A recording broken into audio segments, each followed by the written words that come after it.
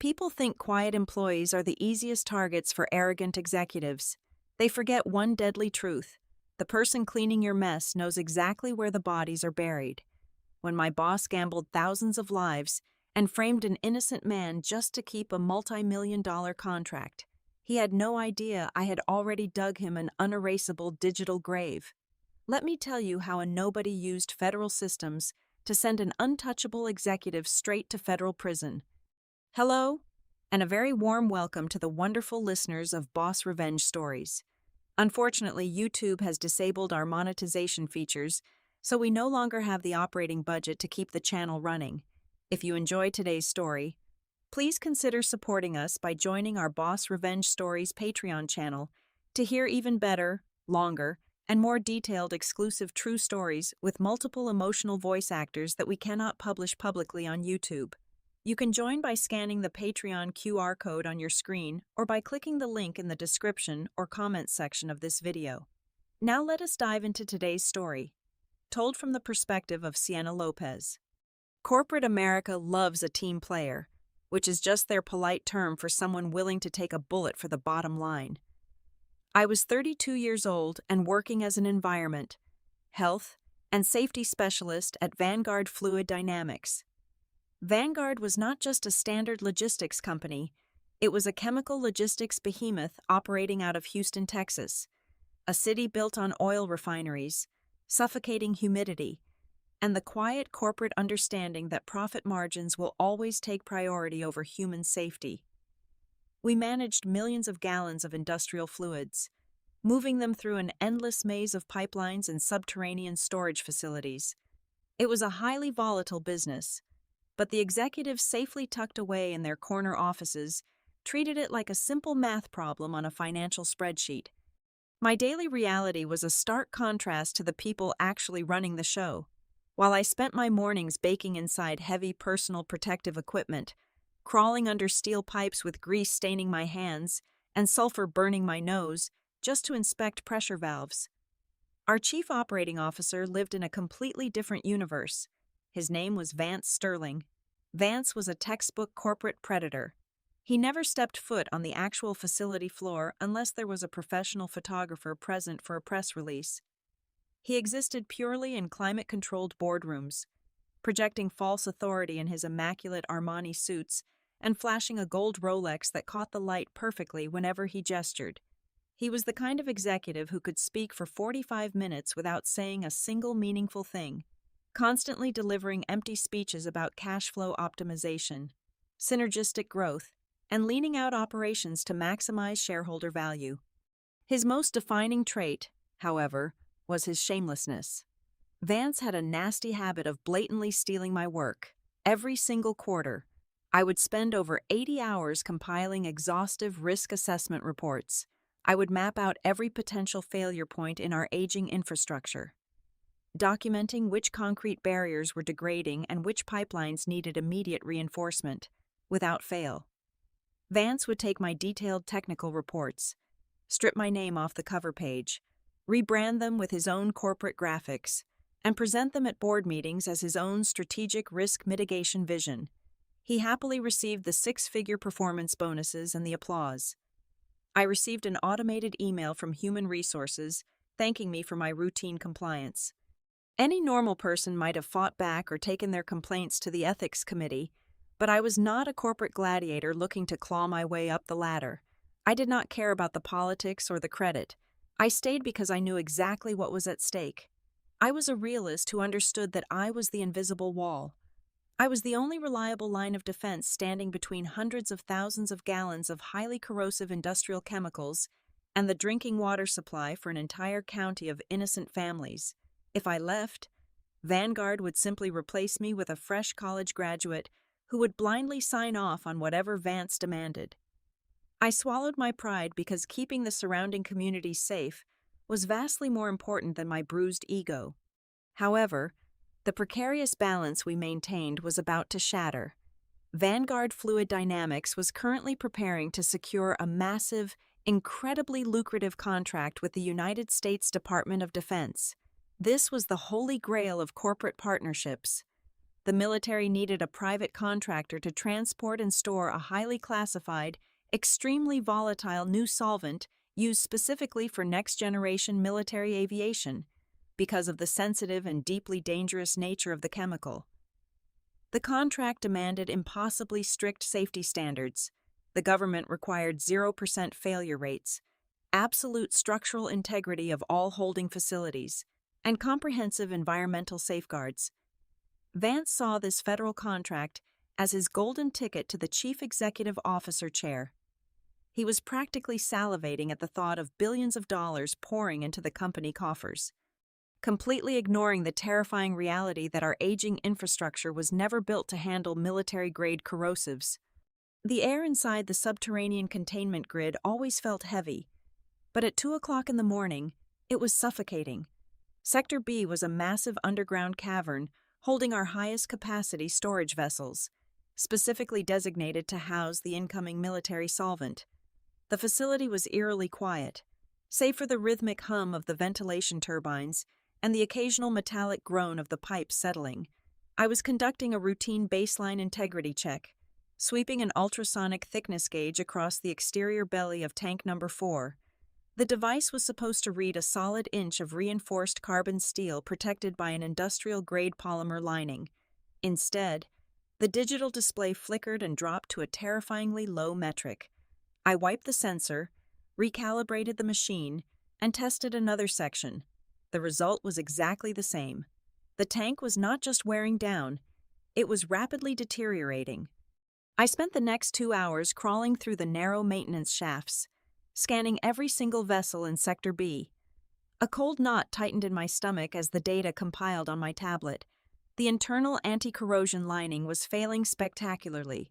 The tanks were corroding at a rate 4 times faster than the absolute maximum safety threshold. This was not a minor wear and tear issue. This was a structural death sentence. I practically sprinted up the metal stairs to my surface office, my mind racing through the maintenance logs. The company had supposedly just upgraded these specific tanks 6 months prior to prepare for the government contract. The paperwork stated we used our premier, heavily vetted contractor for the interior polymer coating. My fingers hammered against the keyboard as I bypassed the standard employee dashboard and dug deep into the encrypted procurement archives. It took me 45 minutes of digital excavation to uncover the truth. The original work orders had been quietly canceled and rewritten. Vance had secretly bypassed our standard vendor protocols and awarded the lining contract to an unknown, cut-rate supplier operating out of a strip mall. The cheap company had sprayed a substandard, uncertified coating inside the tanks. By switching to the fraudulent vendor, Vance had slashed the maintenance budget by a massive margin, pocketing the difference to artificially inflate his quarterly division earnings and secure his own performance bonus. He had literally traded the structural integrity of our most critical containment zone for a bump in his paycheck. The sheer scale of his greed was sickening, but the immediate physical danger was far worse. I pulled up our environmental risk assessment software and fed the fresh ultrasonic degradation data into the system, pairing it with the specific chemical properties of the highly volatile military solvent we were scheduled to receive. I initiated a full hydrogeological simulation and watched the screen in absolute horror. The military-grade chemical was incredibly aggressive. Without a proper polymer shield, it would chew through the compromised steel of the Sector B tanks with terrifying speed. The simulation timeline ticked forward on my monitor, charting the inevitable disaster. If that government solvent was pumped into those underground vessels, the tanks would suffer a catastrophic structural rupture in under 60 days. The graphic on my screen showed a toxic plume of corrosive liquid, violently breaching the secondary concrete containment layer and bleeding directly into the surrounding soil. From there, gravity and groundwater currents would take over. Less than 2 miles away sat a sprawling residential neighborhood. The simulation clearly demonstrated that the chemical would seep straight into the main underground aquifer supplying their tap water before we could even mobilize a hazardous materials team to contain it. This was no longer a corporate compliance issue. It was a ticking ecological time bomb. My hands were shaking as I opened a new document and drafted a code-red emergency halt order. I attached the ultrasonic logs, the microfracture imaging of the tank bellies, and the terrifying video file of the groundwater contamination simulation. I outlined the exact timeline of the impending rupture and the devastating civilian casualties that would follow. I marked the email with the highest possible internal priority and sent it directly to Vance, copying the entire corporate legal department to ensure it could not be ignored. I sat in my office, watching the sun begin to rise over the industrial park, waiting for the frantic phone calls and the emergency shutdown sirens. I expected the legal team to instantly freeze operations in Sector B. Instead, 20 minutes later, my computer simply chimed with a single internal chat notification. It was a direct message from Vance. There was no panic, no demand for an emergency meeting, and no concern for the impending disaster. His response was chillingly brief and profoundly arrogant. "Do not overreact, Sienna. Just pump the chemicals in. The mud will naturally seal any leaks. Do not ruin my federal contract." I stared at the blinking cursor on the final authorization page for the Sector B clearance protocol. My finger hovered over the digital mouse, but my conscience completely refused to let me click the approval box. Signing that specific safety certificate meant legally declaring those rapidly corroding underground steel death traps perfectly fit for highly volatile military-grade chemicals. I absolutely refused to become a silent accomplice to a guaranteed mass casualty event. I forcefully clicked the massive red rejection button on my screen, effectively freezing the entire clearance process, and immediately logged out of the terminal. The corporate retaliation was incredibly fast and ruthlessly efficient, within 45 minutes of submitting my rejection.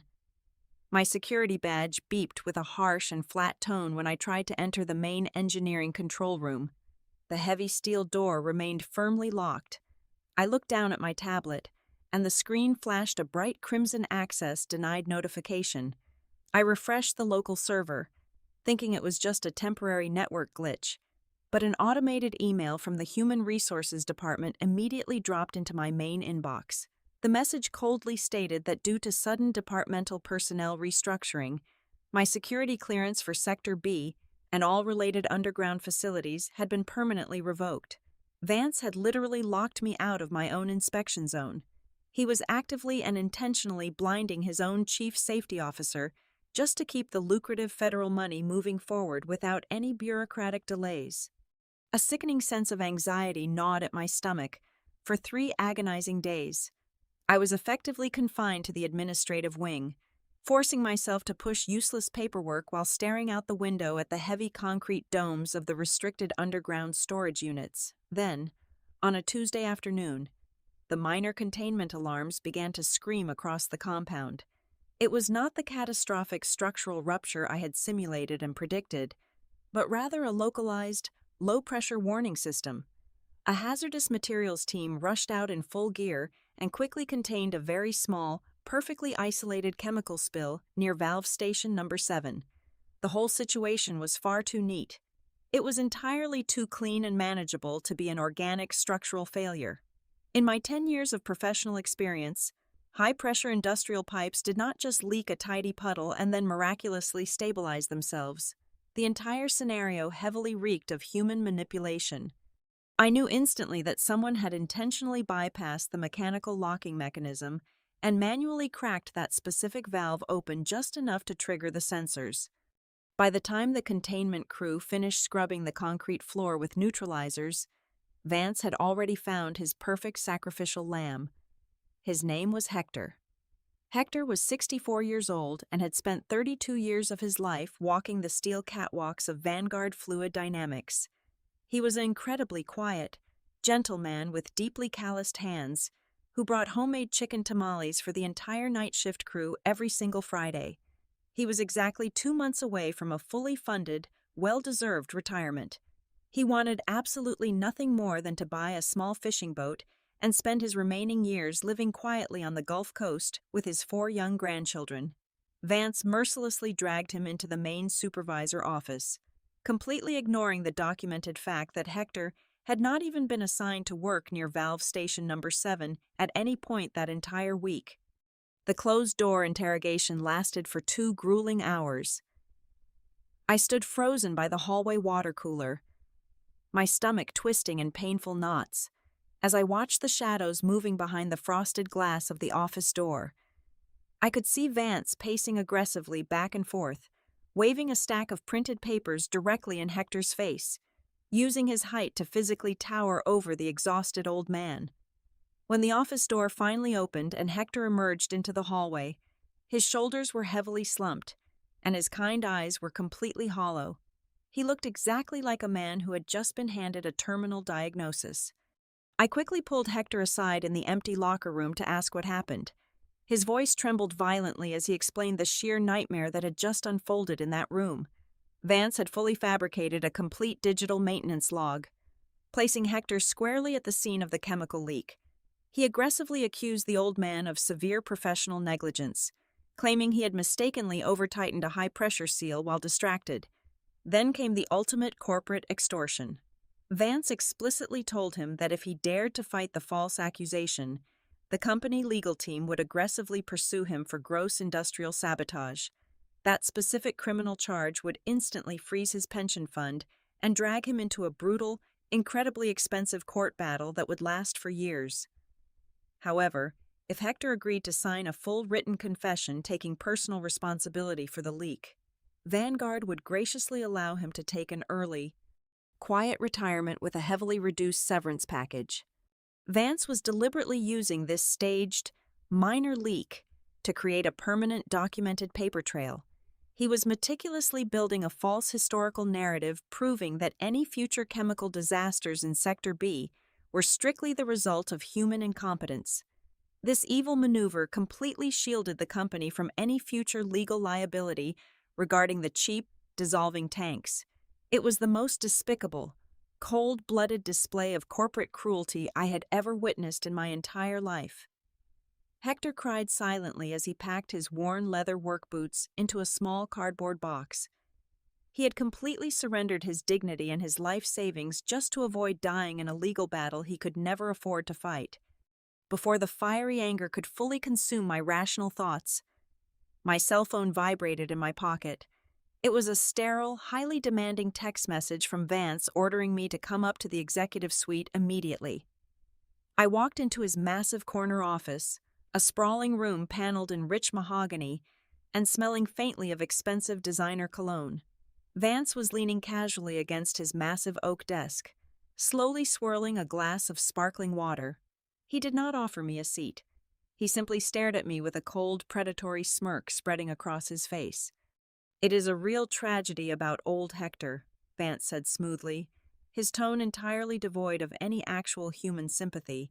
"It just goes to show how quickly human error can jeopardize a billion-dollar federal contract. We absolutely cannot afford mistakes like that. Sienna." He set his glass down on the desk, the ice clinking loudly in the quiet room. He took 2 slow steps toward me, dropping the polite executive facade completely. "I know you have been digging around in the encrypted procurement files," he whispered, his voice dripping with absolute venom.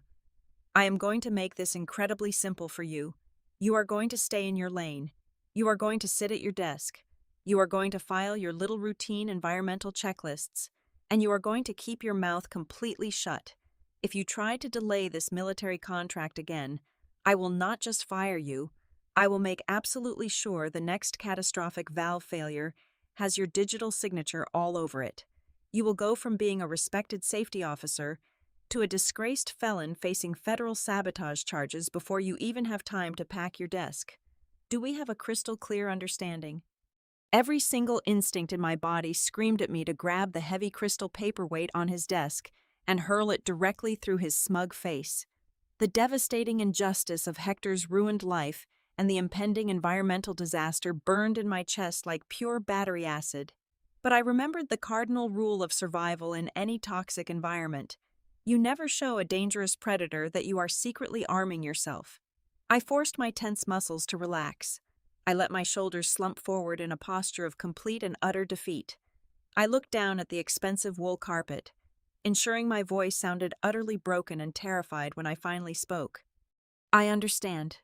Vance," I whispered, allowing a deliberate, fearful tremor to slip into my words. "I am so sorry. I overstepped my boundaries. I promise I will not interfere with Sector B or the military contract ever again. Please, just let me keep my job." The transformation in his demeanor was instantaneous. The aggressive tension melted from his shoulders, quickly replaced by a grotesque, triumphant grin. He genuinely believed he had broken my spirit. In his arrogant mind, I was just another weak, obedient cog in his wealth-generating machine. He adjusted his expensive silk tie and waved his hand dismissively toward the heavy wooden door. "Good girl," he sneered, turning his back on me to look out the window. "Now get back to work." I turned and walked out of the executive suite, my head still bowed in fake submission. He thought he had won the war. He thought he had successfully buried the truth and permanently secured his golden ticket to the top of the corporate ladder.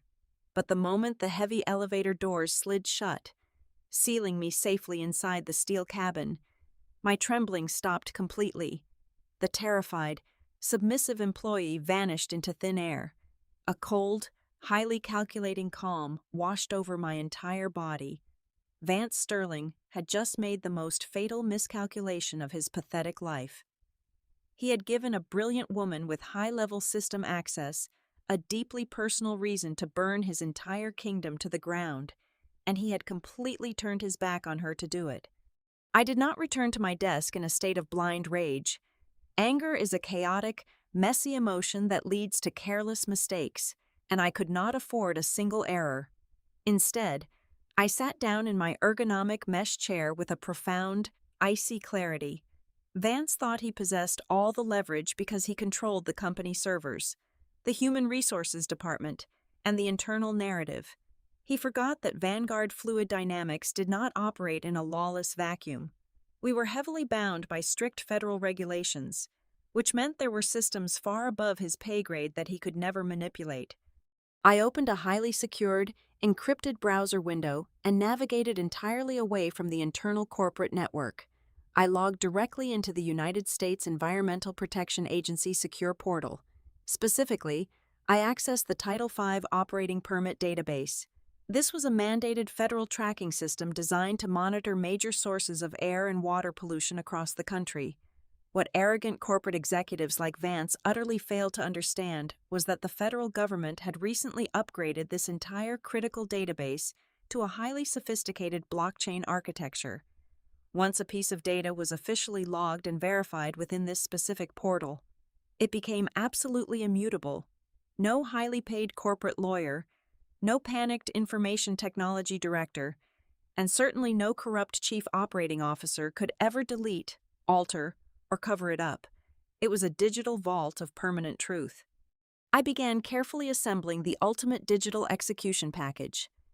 I treated the process exactly like packing a parachute, methodically checking every single chord. First, I uploaded the raw, unaltered ultrasonic degradation data I had captured during my late-night inspection. I paired it with the high-resolution microfracture imaging that clearly showed the severely compromised steel bellies of the holding vessels. I made sure to include the exact degradation rate algorithms, proving beyond any shadow of a doubt that the underground containment grid would violently fail within 60 days of receiving the military chemicals. Next, I moved on to proving intent. Establishing gross negligence was one thing, but proving malicious corporate intent was the silver bullet required for criminal prosecution. I attached a crystal clear, time-stamped screenshot of the direct message Vance had sent me. The words instructing me to just pump the chemicals in and demanding that I do not ruin my federal contract were perfectly preserved in high-definition pixels. It was a flawless digital confession of a high-ranking executive deliberately ignoring a massive, life-threatening environmental hazard purely for personal financial gain. But I wanted to ensure the federal authorities understood exactly where the stolen money was going. I had spent several hours doing basic financial forensics on that cut-rate vendor he used for the tank lining. I uploaded a comprehensive, undeniable cash flow comparison chart. The visual map clearly tracked the massive corporate payments leaving our accounting department and flowing directly into the bank account of the fraudulent contractor. I then attached the public state business registry documents for that exact vendor. The registered mailing address was a dilapidated strip mall on the outskirts of the city. More importantly, The legally listed owner of the shell company was a man named Gregory. Gregory just happened to be Vance Sterling's brother-in-law.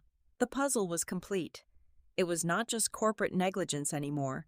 It was a blatantly illegal, highly coordinated kickback scheme.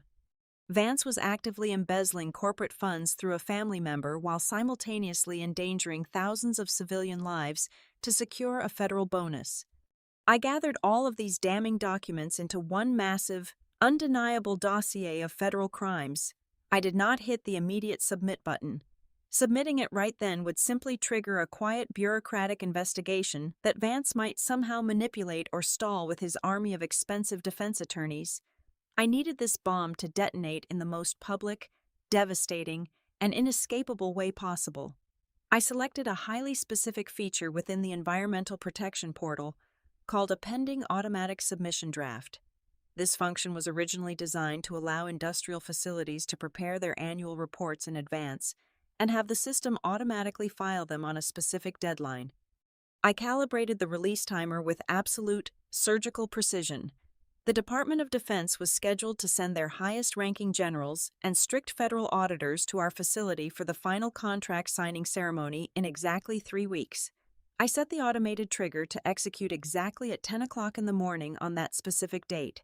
Once the global atomic clock struck 10, the encrypted federal server would instantly lock the file, verify the blockchain cryptographic signature, and blast the entire dossier directly to the highest tier of federal environmental inspectors and the Justice Department Fraud Division simultaneously.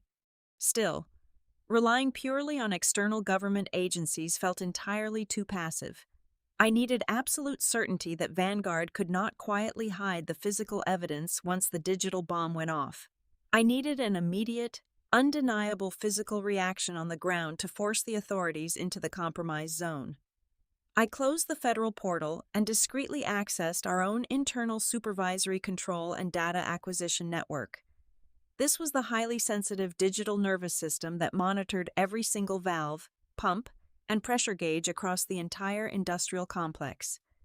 I carefully wrote a ghost protocol, a brilliantly hidden string of code buried deep within the routine diagnostic software of Sector B. It was a silent alarm designed to act as an unkillable dead man's switch. I configured the malicious code to monitor the internal atmospheric pressure of the Sector B holding tanks. If the pressure fluctuated by even 1%, a completely normal, everyday variance caused by simple ambient temperature changes, the Ghost protocol would forcefully override all central administrative commands. It was specifically programmed to trigger a catastrophic Level 4 evacuation warning. It would bypass the local security desk, permanently lock out all information technology access, and autonomously scream to the entire facility that a massive, lethal chemical breach was actively occurring. With the digital snare perfectly set and the countdown timer silently ticking away in the background, I completely cleared my browsing history, closed my laptop, and exhaled deeply. Over the next 3 weeks, I delivered the absolute greatest acting performance of my entire life. I became the perfect picture of a thoroughly defeated, flawlessly obedient corporate drone. I quietly filed my meaningless daily safety checklists without a single complaint.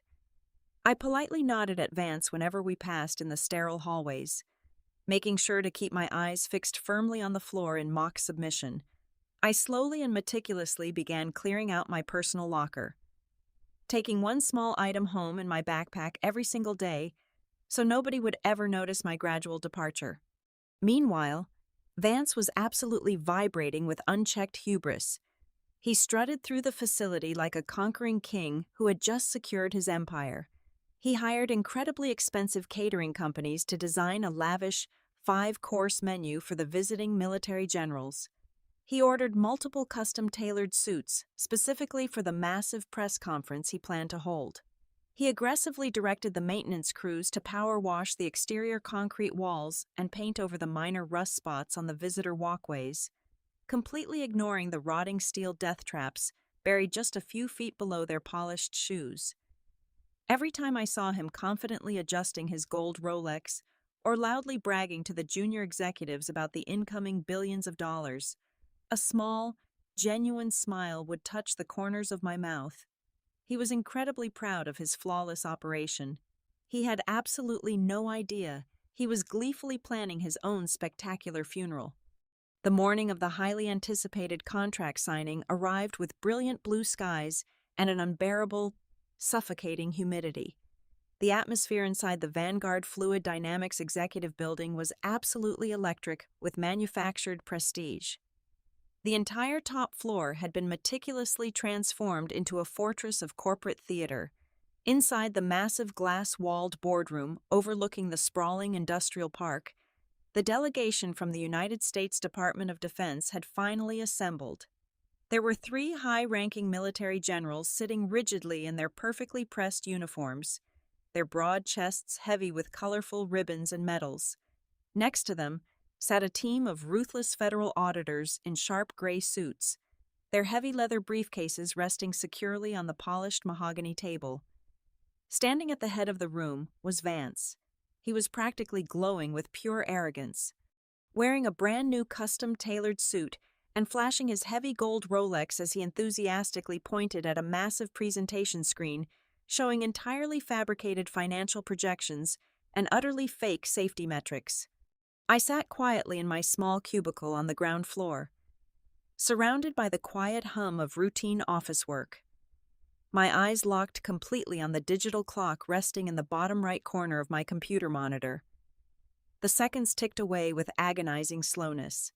9:58, 9:59. I felt my heart hammering violently against my ribs like a trapped bird desperately trying to escape a cage. I took a slow, deep breath and let my hands fall completely away from my keyboard. Then, the digital digits shifted. 10 o'clock in the morning.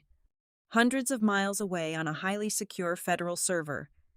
My encrypted file automatically shifted its status from a dormant draft to an officially submitted, immutable document.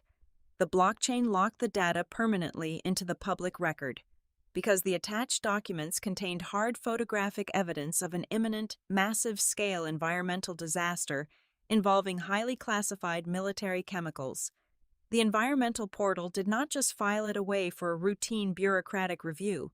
The advanced federal system immediately triggered a terrifying national red flag. It instantly categorized the entire situation as a critical, top-tier ecological terrorism risk. Within absolute milliseconds, massive warning sirens were sounding off in the deepest basement offices of federal justice departments across the entire country. Exactly 3 seconds later, the ghost protocol I had buried deep inside our own facility network woke up. A minor, completely normal morning temperature fluctuation caused the internal pressure in tank number 4 to shift by exactly 1%. The malicious code violently ripped operational control away from the main administrative servers. The physical reaction on the ground was absolutely explosive. Every single hazard siren across the massive industrial complex simultaneously erupted in a deafening, ear-splitting wail. It was the specific, terrifying, bone-chilling pitch reserved exclusively for a catastrophic Level 4 chemical breach. Massive red strobe lights began violently flashing along every single concrete wall, painting the hallways in a harsh, bloody glare. The automated safety systems violently kicked into high gear. The heavy steel emergency exit doors slammed open on their own all across the building, hitting the exterior walls with a massive metallic crash. Above the critical meeting, the ceiling panels in the executive boardroom violently ruptured as the high-pressure emergency sprinkler systems completely activated, blasting hundreds of gallons of icy, rust-tinted water directly onto the mahogany table, the expensive carpets, and the bewildered military generals. Through the internal security video feed on my monitor, the scene devolved into absolute, beautiful chaos. The federal auditors leaped out of their expensive leather chairs, desperately clutching their briefcases against their chests to protect the vital government paperwork from the torrential indoor downpour. The military generals, highly trained for actual combat, but completely unprepared for a sudden corporate monsoon, scrambled aggressively toward the glass exits, slipping and sliding wildly on the soaked carpet. Vance was completely losing his mind. His pristine, custom-tailored suit was utterly drenched, the expensive Italian fabric clinging pathetically to his skin like a wet paper bag. He was screaming wildly into his cell phone, aggressively demanding the chief of information technology to immediately shut down the local alarm system. I watched him furiously waving his arms, desperately trying to physically block the furious generals from leaving the flooded room. "It is just a glitch," Vance roared over the deafening mechanical sirens, his voice cracking with pure, unadulterated panic. "It is just a stupid software error caused by incompetent ground-level employees. I swear to you, everything is completely under control. Please, gentlemen, just sit down so we can sign the federal documents." But the Information Technology Department could not help him. Down the hall, the engineers were locked completely out of their own administrative terminals, staring blankly at glowing red screens that aggressively refused to accept a single keyboard command. Before Vance could formulate another desperate lie to save his ruined career, a terrifying, low rumble began shaking the very foundations of the facility. It was not the sound of a ruptured chemical tank underground. It was the unmistakable roar of heavily modified, high-performance engines approaching at breakneck speed. I looked out the massive lobby windows just in time to witness a massive fleet of 8 matte black sport utility vehicles violently tear through the main front gates of the factory. The heavy steel security barricades crumpled like cheap aluminum foil under their massive reinforced bumpers. The massive vehicles screeched to a violent halt in a flawless tactical formation directly in front of the executive building and the entrance to Sector B. Dozens of heavily armed federal agents, wearing thick tactical body armor bearing the bright yellow letters of the Environmental Protection Agency and the Federal Bureau of Investigation, poured out into the suffocating Houston heat. They did not pause to ask for directions or sign the corporate visitor logs. They moved with absolute, terrifying military precision. Half of the heavily armed strike team aggressively stormed the entrance to the underground holding tanks to physically secure the compromised perimeter, completely ignoring the bewildered corporate security guards. The other half violently breached the heavy glass doors of the main executive lobby, their heavy tactical boots stomping loudly against the marble floors as they initiated a total, uncompromising lockdown of the entire administrative building. The golden era of Vance Sterling was officially over. The heavy glass doors of the boardroom were violently thrown open. The lead federal agent, a tall woman with sharp eyes and a gold shield hanging from her neck, marched straight to the head of the soaked mahogany table. Vance was in the middle of a pathetic, frantic speech, desperately pointing his finger and yelling that the entire chaotic situation was just a malicious prank orchestrated by a disgruntled former mechanic named Hector and an incompetent safety specialist. The federal agent did not even raise her voice to shut him up. She simply signaled to a tactical communications officer who quickly bypassed the compromised internal network and seized total control of the massive presentation projector. The entirely fabricated financial charts vanished. In their place, the massive screen illuminated the darkened, wet room with the undeniable reality of my federal submission. The agent systematically scrolled through the encrypted, verified dossier. The room fell into a stunned, horrifying silence as the high-definition images of the severely rotting steel tanks appeared. Then, the screen zoomed in closely on the digital communication log. Vance's exact words were projected in massive black letters for the entire military delegation to read. "Do not overreact. Just pump the chemicals in. Do not ruin my federal contract." The agent then clicked to the next slide, displaying the undeniable financial link between the fraudulent vendor and his brother-in-law. The bribery scheme was completely and publicly exposed. The blood entirely drained from Vance's face.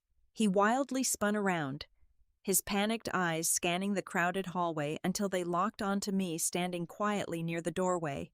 He opened his mouth to scream a barrage of furious curses, his face twisting into an ugly mask of pure rage. I calmly walked through the doorway. Stepping right past the line of heavily armed federal agents, I reached up, unclipped my plastic employee badge, and tossed it onto the table.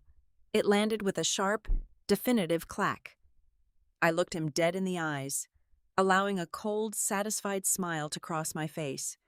I stayed exactly in my lane, Vance, and that lane led straight to federal prison. The lead military general stood up, his face flushed with absolute disgust. He looked directly at the federal auditors and declared the multi-billion-dollar contract completely terminated on the spot. The auditors immediately began issuing verbal orders to formally seize every single corporate asset Vanguard Fluid Dynamics possessed. Two federal agents grabbed Vance by his ruined, wetsuit jacket, twisted his arms roughly behind his back, and locked heavy steel handcuffs onto his wrists. The satisfying click of the metal echoed loudly in the silent room. They marched him out of the boardroom and paraded him through the main lobby in front of hundreds of shocked employees. He was officially under federal arrest for gross corporate corruption and actively threatening national security. I did not stay to watch the police cars drive away. I simply slung my canvas backpack over my shoulder and walked out the front doors into the warm, bright afternoon sun. The air tasted incredibly sweet.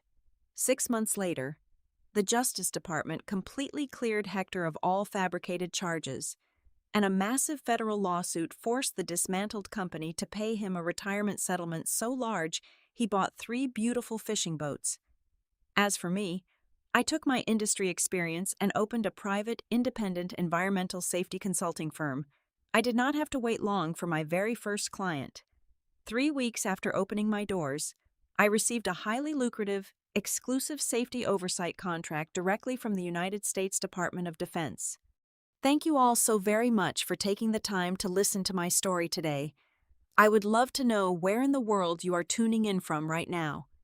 If you enjoyed this incredible journey and want to support our work, please consider joining the Boss Revenge Stories Patreon channel. You will get exclusive access to the absolute best, highly detailed true stories that we simply cannot publish on YouTube. You can easily join by scanning the Patreon QR code right on your screen or by clicking the convenient link located in the description or the comments section below.